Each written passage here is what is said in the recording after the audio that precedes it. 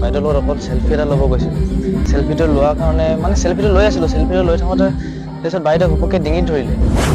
মই হাত জোৰ কৰাৰ পাছত তাৰপিছত দুজন ল'ৰা আহি মানে মোক মাথাত বহুত ভচিয়ালে। মানে ড্ৰেছ পোছাকযোৰ চাই মানে গম পাইছিলোঁ কমিটিৰ ল'ৰাই হ'ব দুইজন। গান গাবলৈ আহিছে এখন মঞ্চ হয়, অসভ্যালি নহয় ইয়াত। চেল্ফি ল'বলৈ মঞ্চ বনোৱা নাই ইয়াত। অত্যন্ত সহ্য কৰি আছো। কিহৰ ইমান উৎপাত?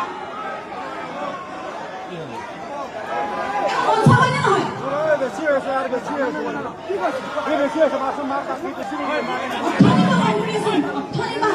ইমান মানুহ উঠি উঠি অন্য ওপৰত চেল্ফি তোলাৰ নামত ওপৰত উঠি অসভ্যালি। নাই বজাবলৈ শান্তি দিছে, নাই গাবলৈ শান্তি দিছে, নাই বহিবলৈ শান্তি দিছে।